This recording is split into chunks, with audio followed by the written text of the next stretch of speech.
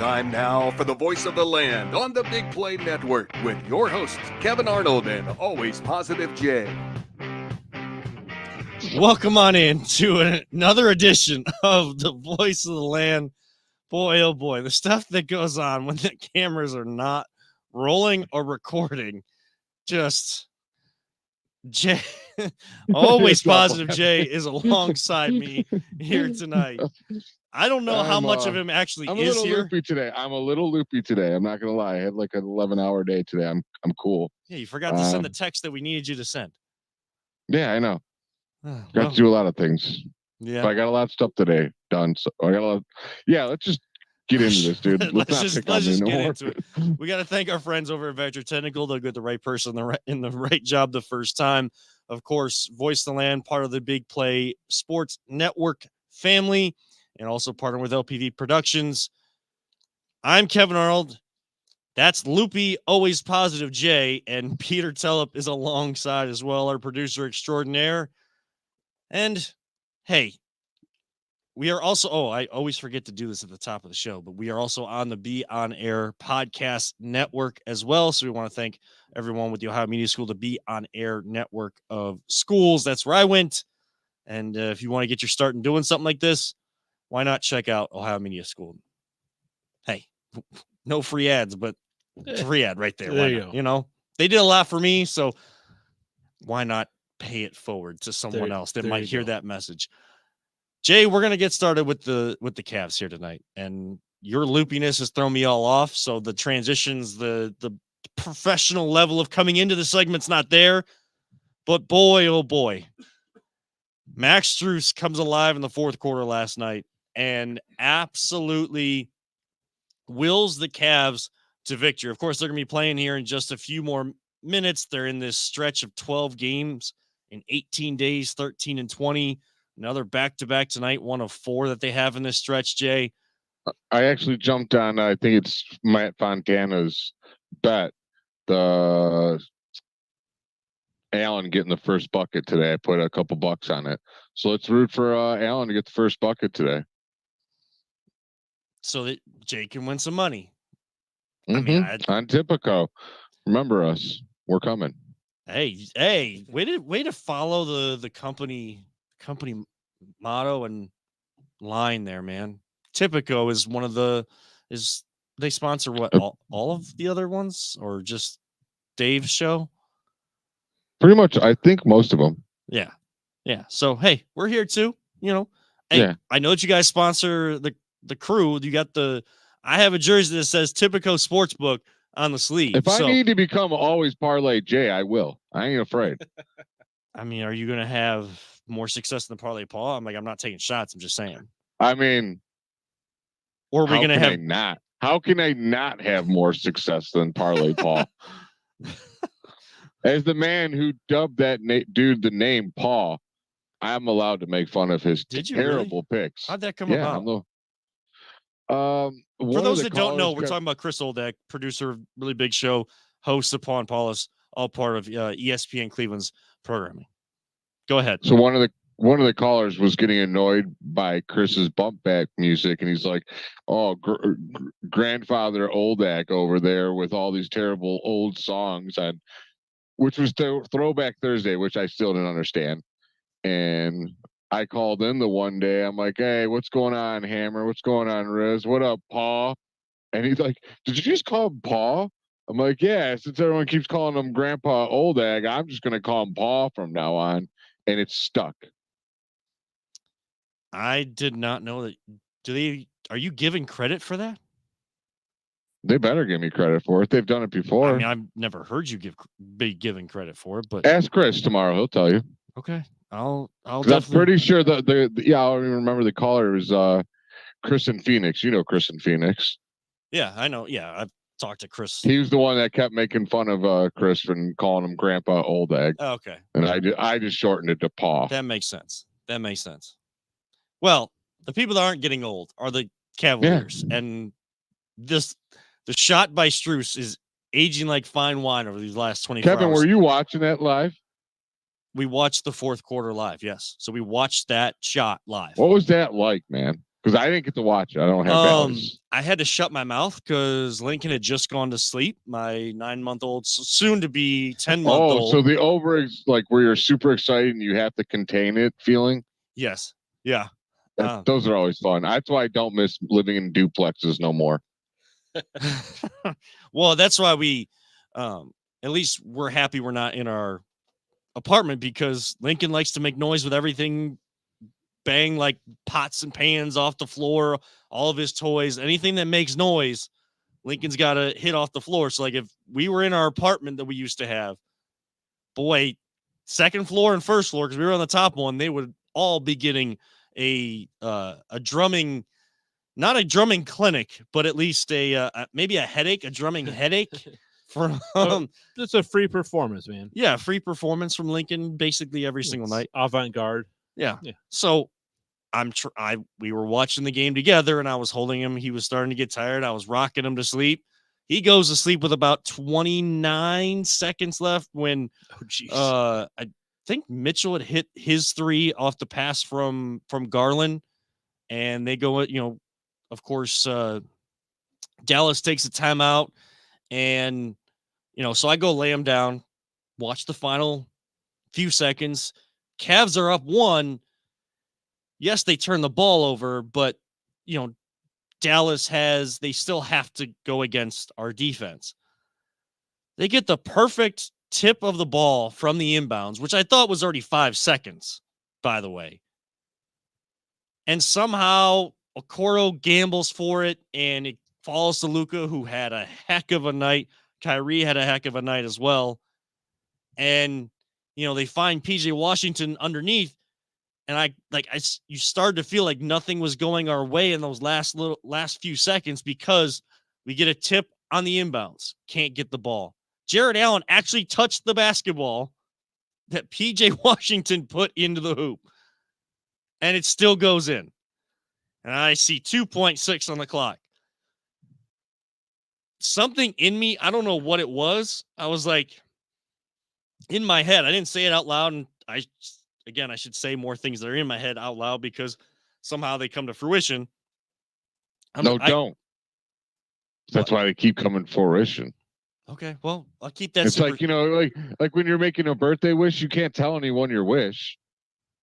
Yeah. I don't know. Did you ever do that? Did you ever have a birthday wish come true? Maybe. I don't remember any of them anymore. That was a long time ago, Kevin. I don't even know if I feel like people would tell me to make a wish, and I don't even know that I would actually make a wish. I would just blow out the candle. I just like blowing out the candles on the cake as a kid. I'm sure we did when we were kids. Yeah.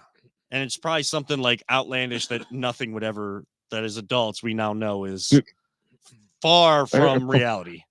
Totally side story again, because this is what we do. Dude, last birthday I was at, it was so bad. I'm like, I wanted cake. I really wanted some cake. And it was my niece's birthday. And she gets ready to blow out the cake. Dude.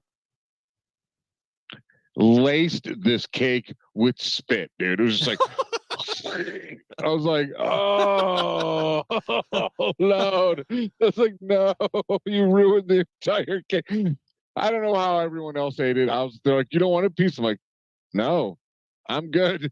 When all you guys are sick next week, you tell me about it, because I'm not touching that cake. No, I mean, I can't touch cake anyways, but that's definitely not happening. I was just like, oh man. But Strus kind of spit on the Dallas party, Dallas's cake last night with that shot. So yeah, he did. And I know they don't have a timeout, but it still felt kind of in slow motion. I saw Strus take the ball out, and I know what usually happens in these situations. It's usually you have someone kind of at the foul line area as you inbound, if you got to go the length of the floor, and you get a running start to run into the shot. I'm like, this guy's hit like 4 threes this quarter. He's hot. So, like, is this going to go in? Like, is he going to get in a good position to get the shot off? Goes through the air, and it feels like it's in the air forever. And then, like, credit to Bally Sports for this. I know we've kind of taken our shots at them in the past, or at least complained in the past. And this isn't about the people that work for Bally's and people in Cleveland and all the different markets for Bally's. It's more so that, again, we don't have the ability to watch our teams. And if we do, the streaming of the game doesn't work right or anything like that. But credit to Bally's and the people working for Bally's here in Cleveland. Their hoop mics, whatever mics were near the hoop, I mean, as pure as if you're standing right there, the ball hitting the net, nothing but net. Like the sound that you want to hear was crystal clear. Absolutely crystal clear. And then you just see everybody going nuts. I loved all the replays though, with like the faces that changed on the Dallas sideline. And then did you see DeJuan Jones? I did see DeJuan Jones, and then Anthony Walker and Martin Emerson were at the game as well. And someone said something. They're like, because he got up and started jumping like crazy, and he was all over the place. And they're like, "Oh, the pure joy of seeing the ball go through the hoop." And then the absolute fear of when you see a man as massive as DeJuan Jones jumping across in front of you. I don't know where he was going. I have no idea where he was going. That's why it would be scary. And then he was jumping around in front of me. I'd be like, "Oh, Lord, please don't land on me." That was awesome, dude. That was an awesome game. That was straight up. I didn't even see him. The game of the year. I didn't even see him until like everybody was posting it on Twitter. I saw like all these different reactions. We watched so many different replays. We even like rewound our Bally Sports feed because like Jana wanted me to see the face of, I think it was one of the Cavs workers, that one of like the bench crew for the opposing team. They always have like some sort of crew that kind of helps them with their water bottles, their towels, all that kind of stuff. So he's definitely a Cleveland fan because his eyes go from just like, trying to follow the track of the ball to like wide open, eyes wide open, mouth wide open. And you just see Marcus Morris or Markieff Morris. I don't know which one Dallas has. I don't really care. But his face just going from to pure agony was the quintessential way to sum up. PJ Walker's the guy who made the game-winning or almost game-winning shot. He's sitting there flexing all hard, and then it goes in and his shoulders just drop, head drops. He just walks to the bench. I'm like, don't be flexing on my court, son. I watched that angle of like a couple different times because people were like, like the joy of a win to having it ripped away from you, however people described it. And like, he is flexing and his like shoulders are up, but it's almost like in A Christmas Story where the kids got all those coats on and I can't put my arms down. I can't put my arms down. Even when I could see like the shoulders dip a little bit, he still had the arms out. Like he couldn't put them down. He was still walking around like trying to flex or whatever, but with the saddest look on his face. That was great. Now, again, it's a big win for this team. I've heard people say that it was a bad win for the team. I don't know that are there really bad wins? I guess if you're only looking at it as like this team has to perform in the playoffs, but I don't see a bad win, especially when you're going up against a playoff team in the Western Conference that had come in winning 7 in a row or something like that. One of the hottest shooting teams. Look, Luka went for 45 and 14 assists. Kyrie dropped 30. We still got the W. Now, is it a lucky shot? Yeah. Like, guys and girls actually are starting to, they're definitely extending what general range or what good range is on a 3-point shot. It's not consistently back at half court, let alone over half court. So how many times do you hear people hitting shots from the logo now? Right. Now, granted, when they do say shot from the logo, it's like whatever decal is out there and like it extends far across the court. It's like the closest tip of that logo. Mm-hmm. Oh, I agree with you. That's why they call it the logo and it's not half court. Right. They use the Yeah, like because the 15 logo feet of extends the. out. Now, I will tell you this: Steph Curry hits logo threes, close to half court threes. Damian Lillard, Caitlin Clark hits logo three, like legit logo threes. The people that, they may knock one down that's a little bit further out of their typical range and they call it a logo three. They have like a heel on the tip of the C or whatever is at half court and wherever you're at. Like, yeah, it's still like a deep three, but we're kind of bending what we're calling a logo three nowadays. But it's still that it's a 3-point shooting contest, honestly, is the game of basketball. I was just on the way in, I was slipping through the radio stations and ended up catching my alma mater, Cleveland State. Their basketball game was on the radio.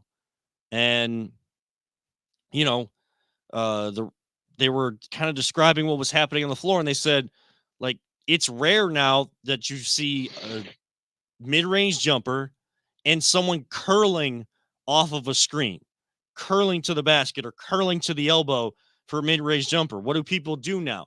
They said it right there. They flare out to the 3-point line.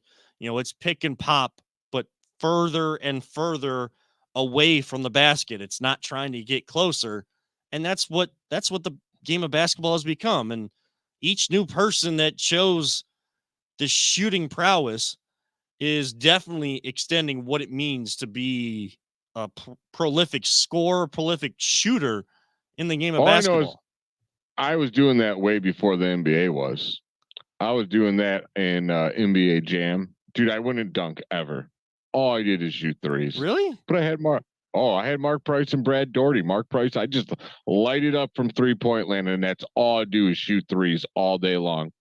My point, I was going to say, could you imagine Mark Price playing in today's game, or like even Reggie Miller?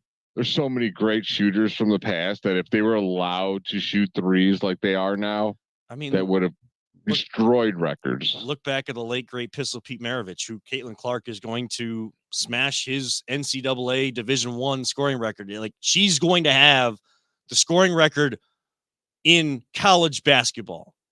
And I like to look at sports as this is basketball, whether it's WNBA or NBA. I'm not saying like this is women's basketball, because I don't know. At times I feel like we're trying to qualify it as something.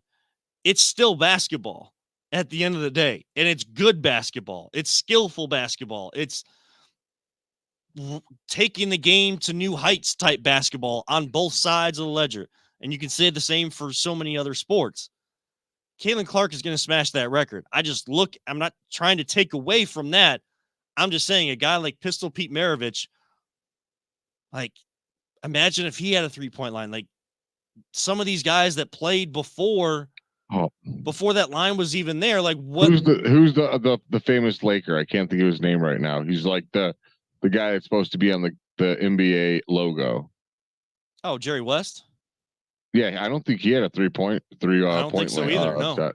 No, but he shot it from deep a lot. Yeah. So yeah, and he's still the logo of the NBA. So the game of basketball has gone from highlight dunks to I'm going to shoot from wherever. And I mean, of course, the most you can still get is a 3, so it doesn't really add to the game. The center was the most important position. And it's become... Now it's kind of guard or shooting forward.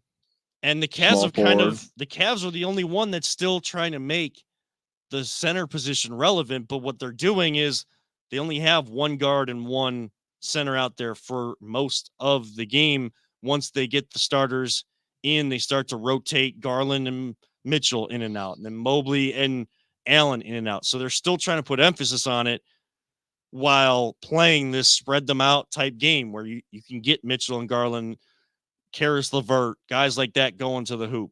I like that I've seen Max Strus this season, Jay, and some of the other guys that can shoot from the outside kind of use that and the pump fake to their advantage and get to the hoop. Like, so this team is, they're 2-2 after the All-Star break.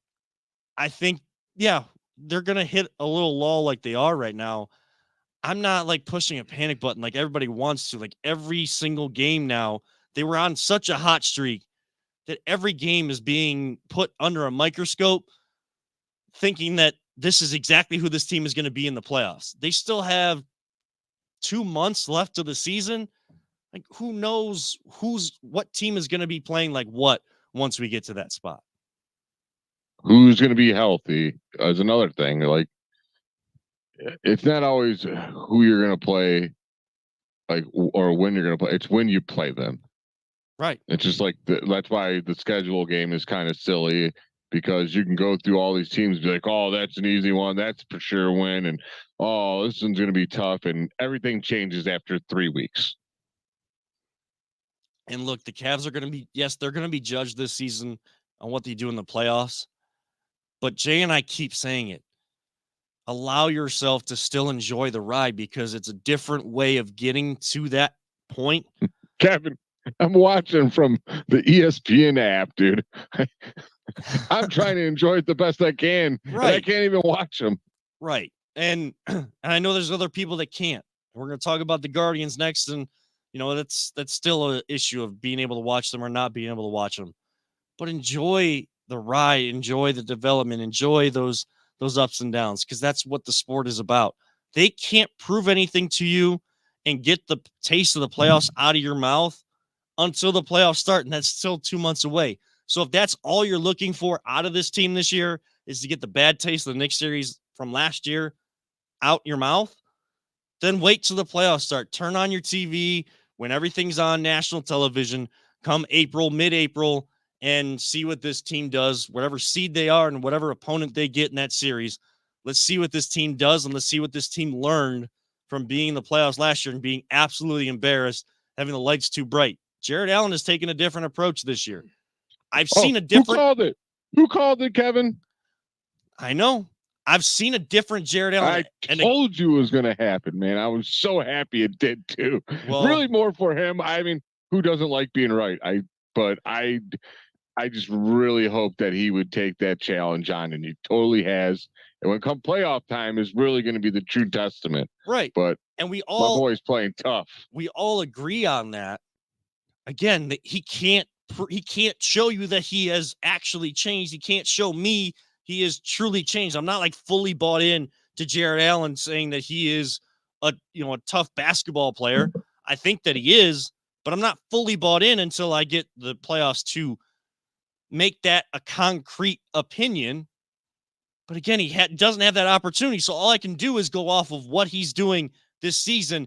And he has definitely taken a step forward and taken last year and how the season ended into this year, and has been one of the main reasons why the Cavs are 20 games over 500 and won 18 of 20 games and has a chance to continue to hold on to the number 2 seed and make a run in the Eastern Conference this season.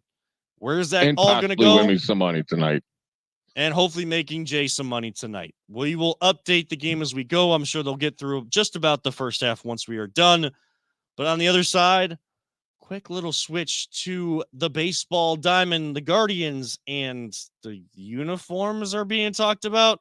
We'll talk about that next, right here on the Voice of the Land on the Big Play Network. Whether you're looking to hire new talent or start a new career, Vector Technical has you covered. Vector Technical is a 28-year-old staffing firm that has helped thousands of job seekers advance in their career with reputable partners throughout Northeastern Ohio. Vector Technical is more than just a temp agency. With an above-average hire-in rate of 1 in 4 candidates, Vector works hard to connect the right person with the right opportunity the first time. Vector Technical hires for skilled manufacturing and light industrial work and is sure to have a career that you've been looking for. To learn more, visit our website at www.vectortechnicalinc.com. Welcome back to the Voice of Land here on the Big Play Network and Be On Air Podcast Network as well with the audio. You can also get the audio on Google, Spotify, and Apple. I'm Kevin Arnold. He is always positive. Jay Peter Tellup alongside as well. And time to switch gears to Arizona. Goodyear, Arizona, that is, as the Guardians have started spring training under first year of any sort of managerial experience. Stephen Vogt, former catcher in the major leagues. And yeah, I'm not looking at record and what they're doing. Boy, people, Jay, really started to freak out after they did not score a run in their first spring game. Kevin, I've been watching baseball a long time now. I can give two craps about, like, of all the preseason stuff, baseball is the most meaningless when it comes to paying attention to those stats. I don't care. They're all working on stuff right now. Like, probably half the batters are probably trying different things with their swings.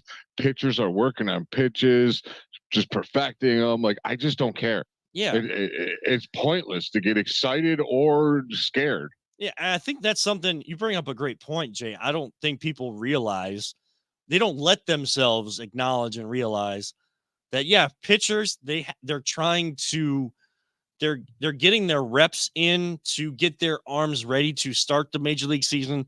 And then even then, they're still being controlled a little bit with pitch count, innings, because you have to get your arm built up to that. If you try to go out there and throw 9 innings right away, look, that's Tommy John surgery waiting to happen. And that's not something you wish upon anybody. But not only are they trying to work out their arm and get it conditioned for the major league season and beyond, Jay said it exactly right. They're working on certain pitches, so they're not pitching to what a hitter does best and what zones you can really attack them with and which zones to stay away from. They're not looking at setting them up. You're not pitching 2 pitches inside and high to go low and out on an off speed. They're like, no, I'm working on this curve like probably 4 times in a row real quick, and hopefully this dude don't hit it. Yeah, and that's why the scores in spring training games are much higher. They're much higher than typical MLB games. Now, do you see MLB games have high scoring games? Absolutely. But it seems more often in spring training than in the major league season because this pitcher's going with just this pitch. Oh, well, I see that they're working on this. I can just sit on that. And then, they're trying to work on accuracy of that pitch, whether it's the curveball, working on the speed of their fastball, the changeup, whatever it might be, they're working on certain things. Batters are working on maybe trying to go the other way every single time they're going up there, the first couple games of spring training, the first couple of bats they get. And not everybody's getting an at bat throughout the game. Jose Ramirez will play a couple innings and then be sat down because you don't want him to get hurt before the season.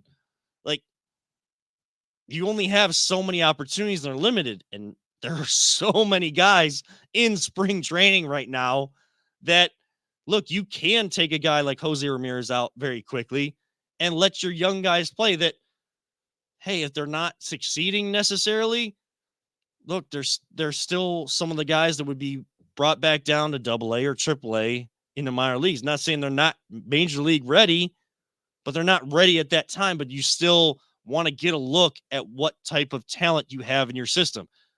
Jay, they told us flat out, Chris Antonetti, Mike Chernoff, Paul Dolan, all of them told us we want to see what we have in the young guys.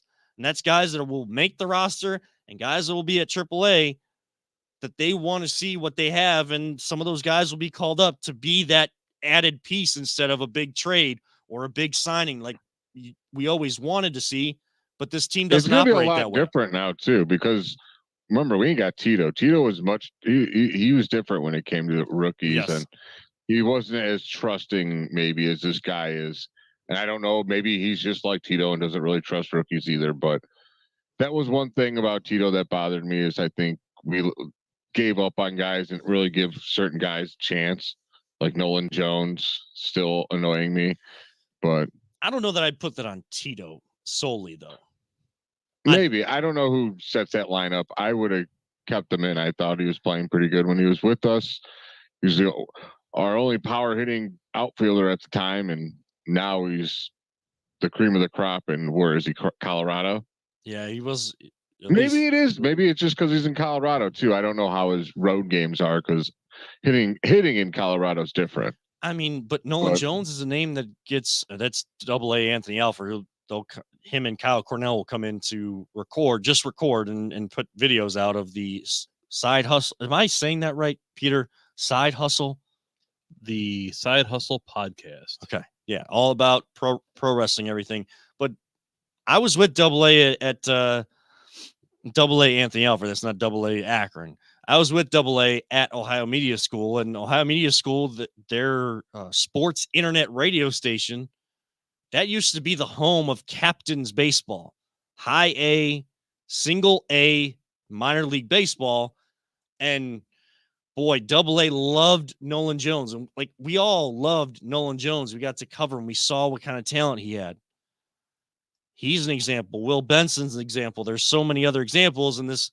I think. Dude, you want to make a bet? Someone's going to come up this. I think he's in New York Yankees too. Oscar Gonzalez. Watch, he's the next one. But wasn't he designated for assignment? I'm pretty sure I saw that I think he's gone. I think he got designated. Yeah, I don't. You guys are going to have to look it up. My phone's what I'm recording on. So yeah, I know that Oscar went gone. to the Yankees, but then I saw that he had gotten designated for assignment. And I don't know what happened after that. I hadn't seen the update, so I will Google that as I talk here as well. It's just, but I mean, this team is flat out said, we feel bad about the fact that we have given up on some of these young guys that are having success, like Will Benson and Nolan Jones. We've given up on them too early. So this year we're going to see what we have in what are considered top-rated prospects. So if they could fix that and start finding what power hitting outfielders they have in their own system, and they continue with this pitching, we're going to be okay. I don't know if we'll win first place even in our division this year, but we'll get back on track soon, I believe. Did you find anything out on our boy Oscar Gonzalez? Yeah, so he was designated for assignment back in January because the Yankees signed Marcus Stroman, and then he cleared waivers and sent outright to the Scranton Wilkes-Barre Rail Riders, which I believe is the farm team of the Yankees. Yes, AAA affiliate of the Yankees is Scranton Wilkes-Barre. Scranton. Yeah. Is that the place? Isn't that where the office is based from? Yes. Oh my God. So like all of like the The B-roll wife's out scenes there watching them play ball, huh? Yeah. Nice. Except all of those scenes with the actors were filmed in Los Angeles. The B-roll and stuff is all scenes of Scranton, PA. Because I think that building, people had like shown it later on when the show was at its peak or just about to end. They had shown that building, and that's like in LA somewhere, like California somewhere, where they were filming on location. They definitely did not film in Scranton, but they filmed all of the like the open and all of the outward scenery and stuff they filmed for Scranton. But yeah, so that's where Oscar Gonzalez is. He's gone from game-winning hits versus Tampa Bay and even the Yankees in the playoffs to back down to AAA. Now, is that a guy that who's the guy in Tampa that we had? Huge dude. He's on Tampa Bay, and he's Yandy like Diaz. Yeah, that's another one that drove me nuts. I was like, how do you even let someone that big go? That dude was a monster. I don't know. I mean, almost won MVP was it last year or the year before? Like he was in consideration. Yeah. I'm like, we could go down the list of guys that they've given up on. So now I hope they're not overcorrecting themselves. You know, you've made mistakes going one direction. Now you're trying to go all the way to the other side of like, we're going to give these guys every single opportunity. If you're in somewhat contention, need those guys, you continue to give them opportunities and they're hurting your chances. Like now you've overcorrected the whole mistake. What needs corrected though, Jay? Oh, dude, you took the words right out of my mouth, my friend. The MLB needs to Yeah. Look, I don't want to spend a lot of time on this because like I don't know how to break it down. I know that I'm going to break it down for you. The MLB is on its magic mic right now with these jerseys. yeah, and I don't want to see that. I mean, they're going to change the walk up and I don't even want to everything. talk about Now that. they're like, coming to the main stage, Jose Ramirez. And be like, dude, they need to change those jerseys right away. I just saw a picture I just didn't want to see, more or less. But like at first, I could see like the jerseys that were like tucked in. You could see their jerseys clear as day. So I'm like, dude, if it rains, it's gonna be bad. It's Yeah, gonna be but so bad. all these guys are going to wear their own pants now. Like, Yeah, that's the easy correction. I got a feeling it's going to change because the players are just kind of annoyed by this. Yeah. But then again, it is baseball. They do some really dumb things I mean, sometimes. I don't think that they know how to market anybody. What's the example we give on the show all the these time? are just so bad that they're trying to get publicity. Like We are talking about them. Yeah.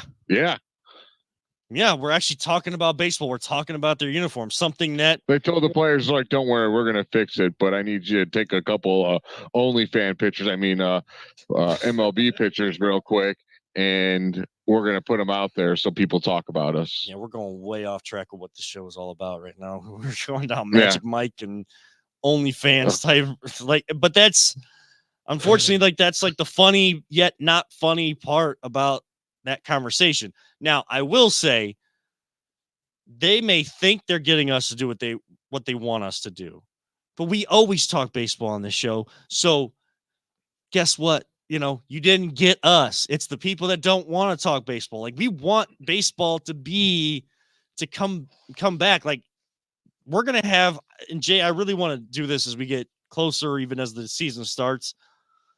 I want to talk about why baseball isn't at the forefront of the conversation, why America's pastime is dead to most fans. And I mean, there's a lot of reasons. That's a loaded question. Right. But that's why I want to have more time delegated to it. But like also what doors they should be opening and what things they should be looking at to actually, if they really want to get back to the main fan base, the average fan base of sports, there's things that they should be doing. We'll talk about that on another show. On the other side of the break, I don't know what we're going to talk about. No, actually, I do know what we're going to talk about. I know what we were going to talk about, dude. How did I remember to talk about soccer and you didn't remember to talk about soccer? I forgot. I said I'd only give an update. If you want to, we're talking now about doing a whole segment on them, and I'm absolutely fine with that. So we're going to talk Cleveland Crunch, our friends, our partners over at the Cleveland Crunch, because guess what? That's a team contending for a championship as well that not a lot of people are talking about. We'll talk about them, though, on the other side of the Voice of the Land on the Big Play Network. Are you struggling to hire the right talent or maybe even find the right career? Vector Technical makes it easy. Since 1992, Vector has provided Ohio employers with a reliable process for hiring and have helped thousands of job seekers advance in their careers. Vector Technical is more than just a temp agency. We invest time to get to know each client and candidate personally. Vector places people in job opportunities that they are truly excited about. Interested in learning more? Visit our website at www.vectortechnicalinc.com to see a full list of our current job opportunities and to find out what Vector Technical can offer you.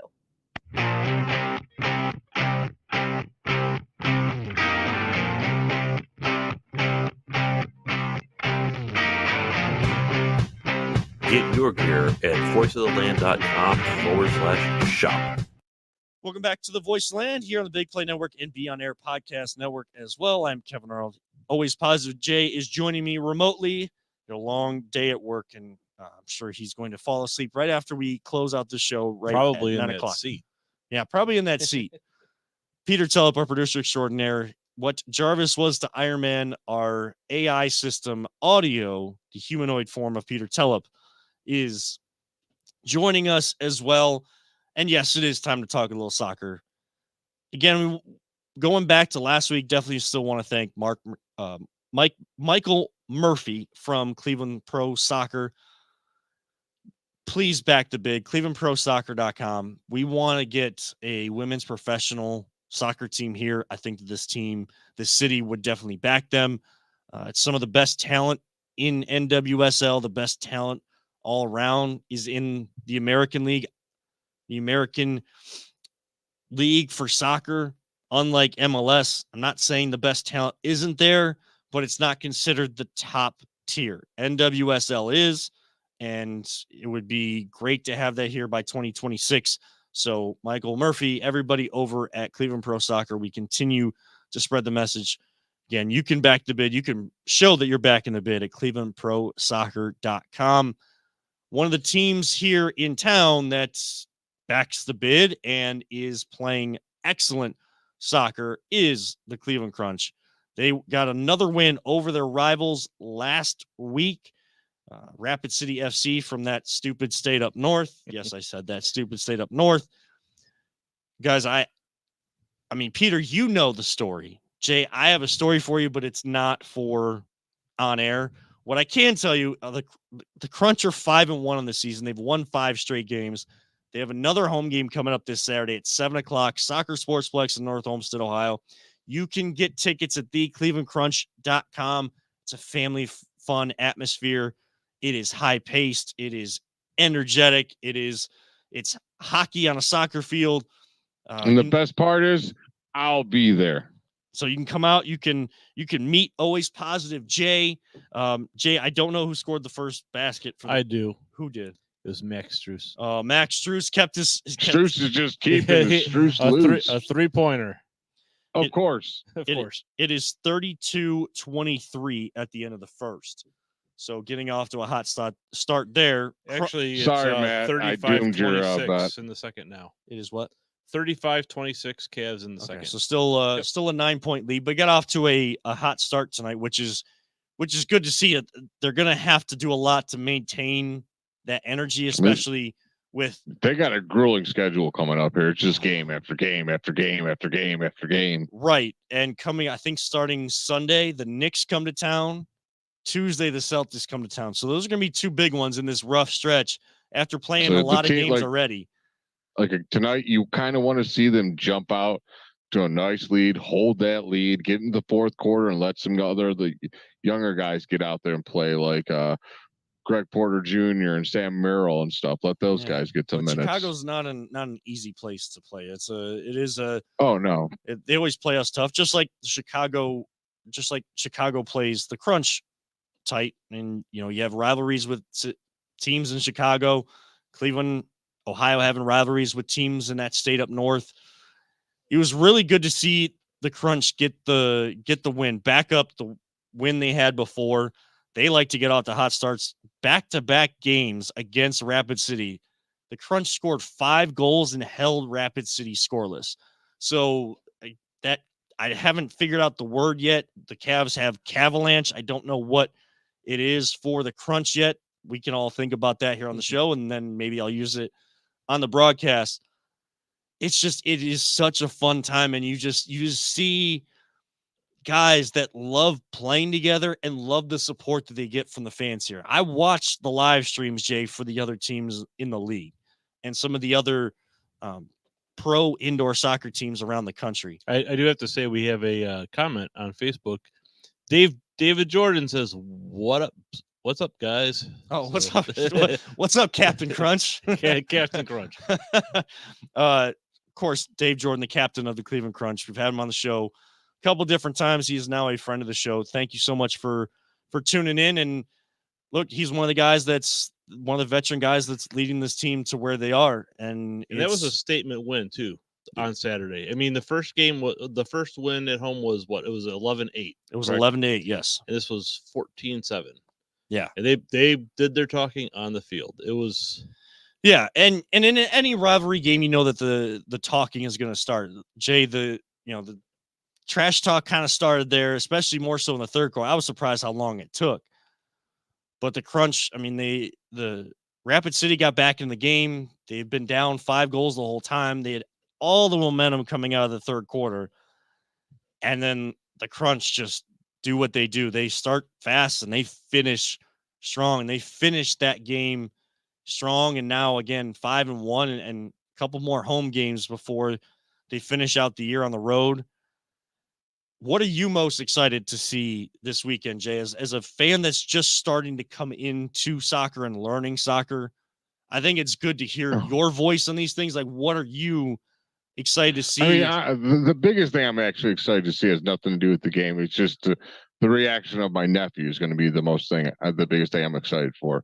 Game wise, I want to see this new strategy that they're talking about, how they play, because I got to see a couple of their games, and maybe I want to see if I can notice a difference.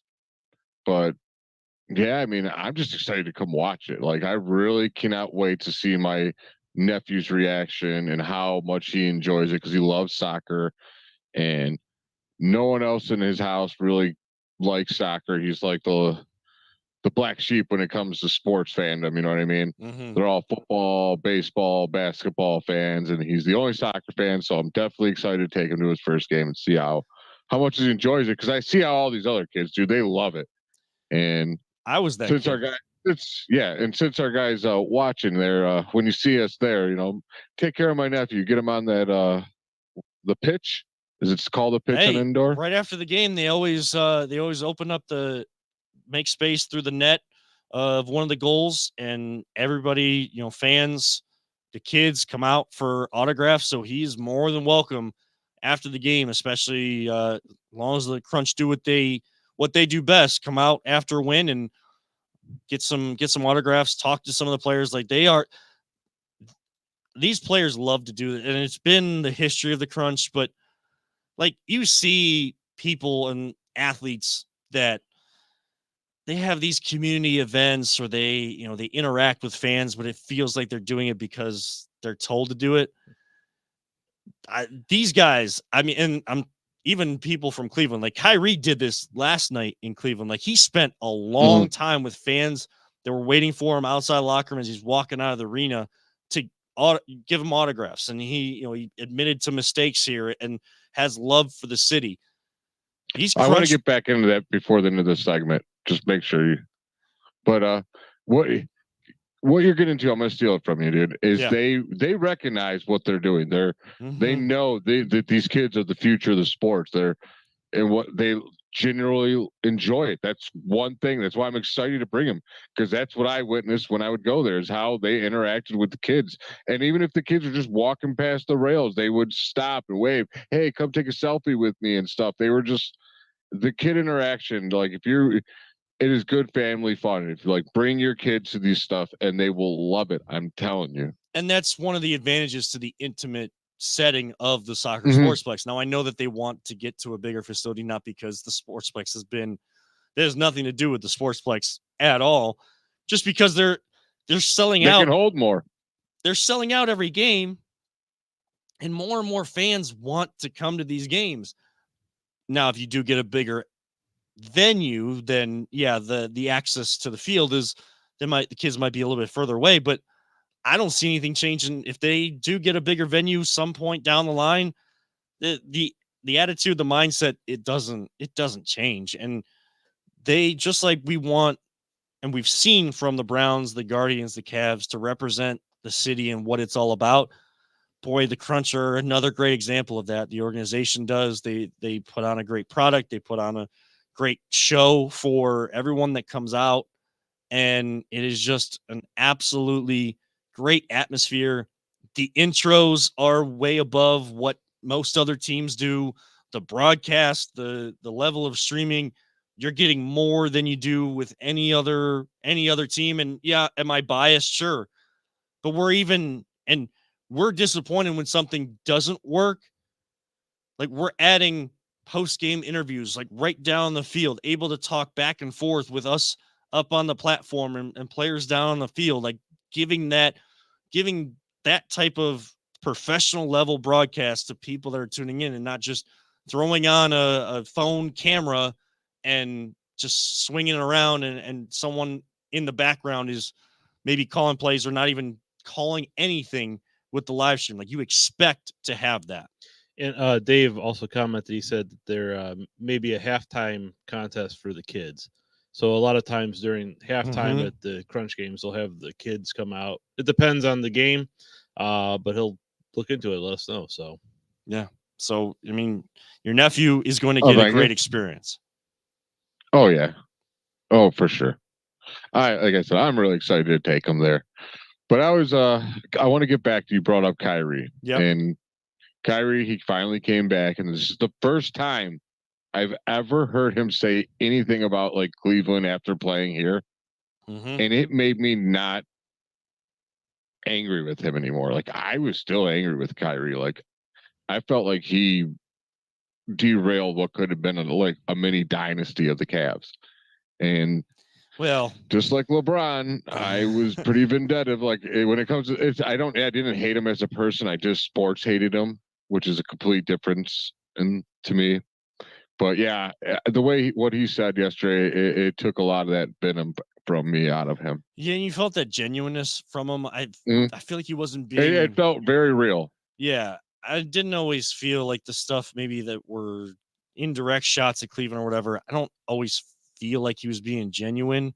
I mean, he has like his mind and like whatever he believes in, more power to him. It just like the way he presents it just got a little weird for a little while. I think he's found stability in Dallas alongside Luka Doncic.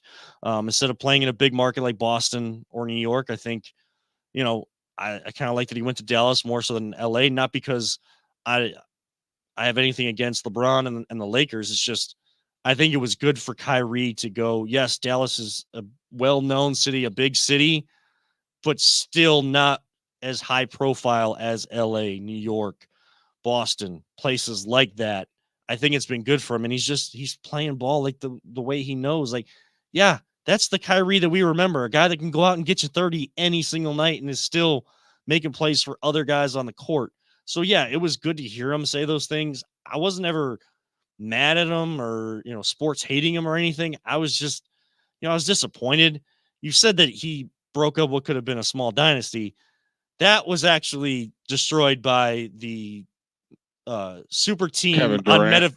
on metaphorical steroids with the Warriors by bringing in Kevin Durant. Like you had a great big three that you built within your own organization, and because of one guy, the guy that gets brought up in all of the possible GOAT conversations that we got to see for 11 years here in Cleveland is still going 21 years into the league. Probably going to play 22 or 23, whether to play with his son or not. He's playing at that level where it feels like he has years left and not just games left in his career. That is LeBron James. Look, the Warriors brought in Kevin Durant to make a super team to beat one man, that is LeBron James. Kyrie was a big part of it. Kevin Love was a big part of it. All of those guys were a big part of I it. thought Kyrie wasn't on the team when they had Durant on there. He was there in 2017. He wasn't Oh, there so he was there for one of those two championship runs with Durant. When the Warriors had Durant, that next year Kyrie was here. It was that next summer of I think that would be 2017, where Kyrie was traded away, and then of course the Cavs at the trade deadline made that trade with getting those guys, like Larry Nance Jr. and those types of guys on this team that helped the Cavs make that final run to the finals. But again, like there's just only so much you can do. So yeah, did Kyrie leaving hurt the Cavs' chances of beating the Warriors with Durant? Absolutely. So he definitely put a damper into it. But I mean, again, you brought in that guy to stop one player. If that doesn't show you the impact that LeBron has had on the NBA and what type of career he's had, I don't know what does. But hey, what are you going to do? We got one final segment to go. This is the Voice of the Land on the Big Play Network. Are you looking for a career in manufacturing? Vector Technical has you covered. Vector Technical is a 28-year-old staffing firm that has partnered with some of the biggest and the best companies throughout Northeastern Ohio. The recruiters at Vector Technical will coach you through the entire job process and will help you land an opportunity that you are truly excited about. Vector does not add any additional fees and offers benefits as well as free online skills training through Penn Foster. To learn more, visit www.vectortechnicalinc.com and make sure to check out our job board to see a full list of our current opportunities and apply. One final time on this Wednesday night, or anybody watching on replay on YouTube, on Twitter, on Facebook, audio, Be On Air Podcast Network, Google, Spotify, Apple, whatever day it might be for you. But one final time on this Wednesday night for us as we put our show out there every Wednesday at 8 o'clock live at VTL_pod on Twitter, Voice of the Land on Facebook, Voice of the Land Podcast on YouTube. Of course, part of the Big Play Network and Be On Air Podcast Network.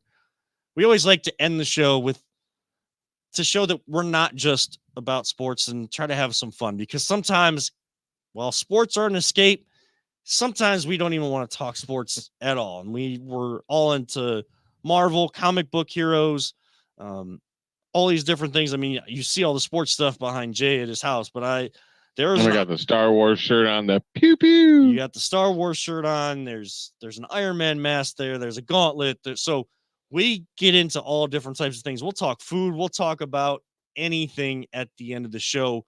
But today, Jay had an interesting conversation. I think it's apropos for today with the unfortunate passing of exactly why we brought it up, because he was in my favorite spoof movie. Yeah, I don't know why, but the names escape me. Jay, please enlighten everyone who was. Why is it Richard? Is it Richard Lewis? Yes, Richard Lewis. Yes. I had the Lewis part, but I couldn't remember his first name for some reason. It's just like graduated from Ohio State. State. Yep, big Buckeye fan, big member of Curb Your Enthusiasm. That cast and Prince John from Robin Hood Men in Tights. Yep. And that's absolutely. I'll watch that movie any day of the week. I absolutely love that movie still. And first time I ever seen Dave Chappelle. Mm-hmm. Yeah, one of the things that Richard Lewis gets a lot of credit for is, it's a spoof movie. So Jay brought up, like, what is your favorite spoof movie? That people have done not another teen movie, where they very underrated movie right there. Really? I thought that movie's hilarious. I'd rather watch whatever the real version of that was with Freddie Prinze Jr. than Chris Evans, the spoof with Chris Evans. Oh, I love the spoof. Like, yeah, I wasn't the part where the girl gets out of the pool after she jumped in the pool, and then the bully girl comes up to her. She's like, "Oh yeah," and then takes a bottle of water and spills it on her, like after she got out of the pool, and then freaks out. I'm sorry. I find it hilarious every single time. All right, this is the last Cavs that I'm going to give because I'm superstitious, so we brought them up, and now they're tied at 45 with the Bulls, so not scoring as well in the second quarter.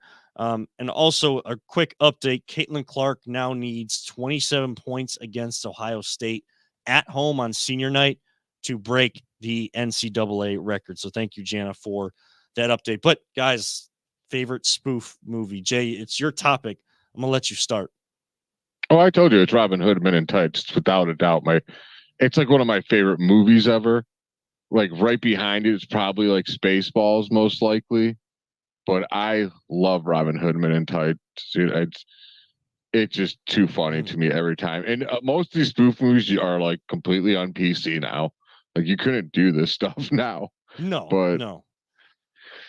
Oh yeah, there's so many one-liners from that movie. You mean like Blazing Saddles? Yeah, that's a spoof movie, isn't it? It's a spoof of cowboy movies. Yeah, really. Monty Python a spoof? I've never seen it. Monty Python's not really. Well, I don't know. That's a good Monty question. Python is English humor, but it's kind of a spoof. Makes no it's kind of a sense to me. spoof on the old, like King Arthur Round Table type movies. But I was gonna say, for me, I love Spaceballs. Saw Spaceballs in the movie theaters when it came out in the theaters. But that's a tough one because one of my favorites too is this is Spinal Tap. There's so much just great little hidden gems in that movie. One of I my don't even know what it is. It's so basically it's have you ever seen like A Mighty Wind or anything like that, like Michael McKean? And so it's basically they took, I think it was based on some true stories of actual rock and roll bands from like the 60s and 70s, stuff that happened to them, and it's just a spoof of this. It's a rockumentary, and they're following this band Spinal Tap as they're doing their world tour, and they're playing like these pitiful little venues. You know, and people don't even know they're on tour.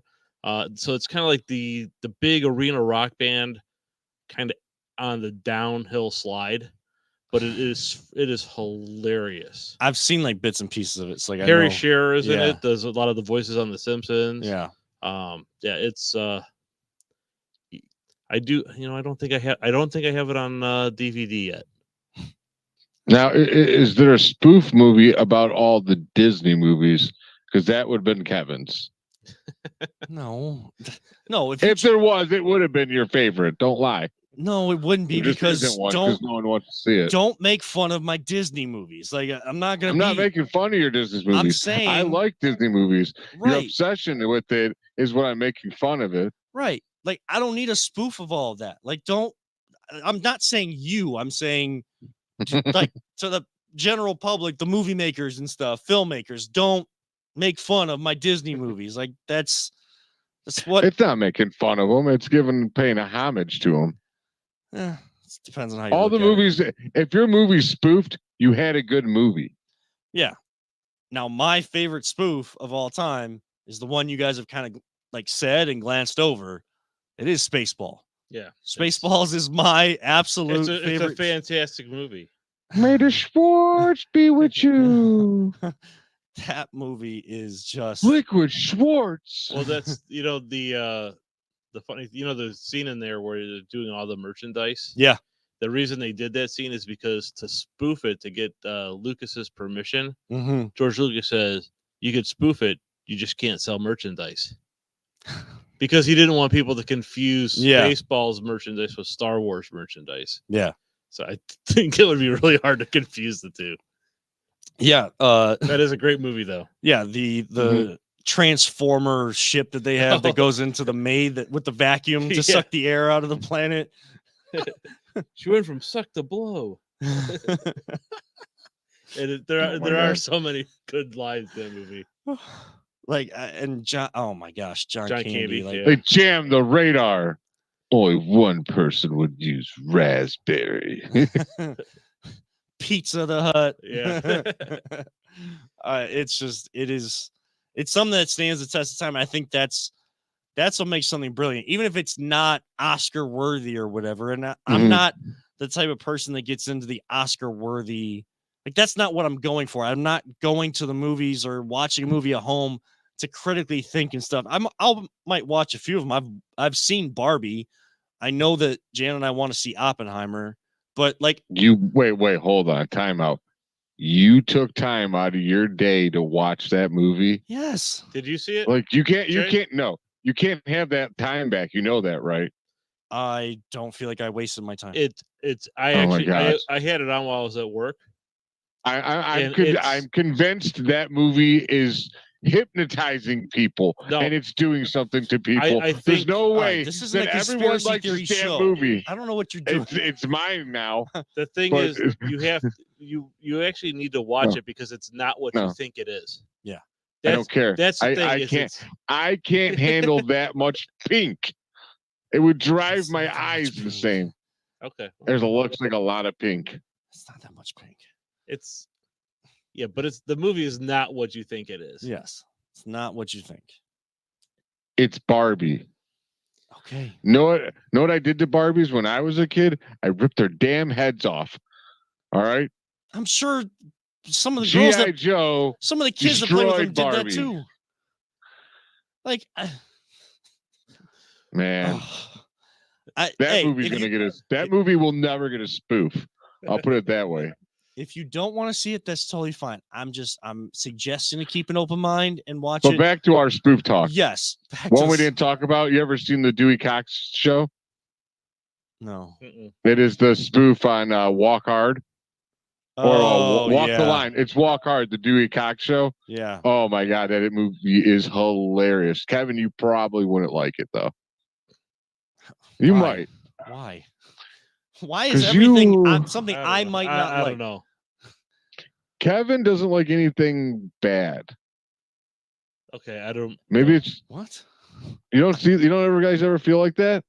I don't like things that are gory and like I don't get into But the horror films. I don't think a spoof on Walk the Line would be gory. Yeah. Oh, it's not gory. I just didn't think you really cared for like. Did you watch mob movies? No, but I mean, like, it's a spoof movie, so it's not. Do you watch like I don't know? It's got like it's a little darker for a spoof movie. That's what I would say. Okay. I mean, it's not something that I'm like closed-minded to, like you are with Barbie. So Yeah, there you go. I think I'm I'm close- pretty close-minded when it comes to Barbie. yeah, I close my mind to Barbie. and you know what we need to do right now? We need to close the Close mind of the the show because it is time to go and the wrestling podcast needs to get in here and get recording. So for Always Positive Jay, for Peter Tubb, we thank everyone that tuned in tonight. I am Kevin Arnold reminding all of you, hey, don't let anyone ever tell you it's just a game. We truly love you all, 3,000. Don't talk about it. Be about it. And live life all gas, no brakes. We'll see you next time right here on the Voice of the Land, the Big Play Network, and Be On Air Podcast Network.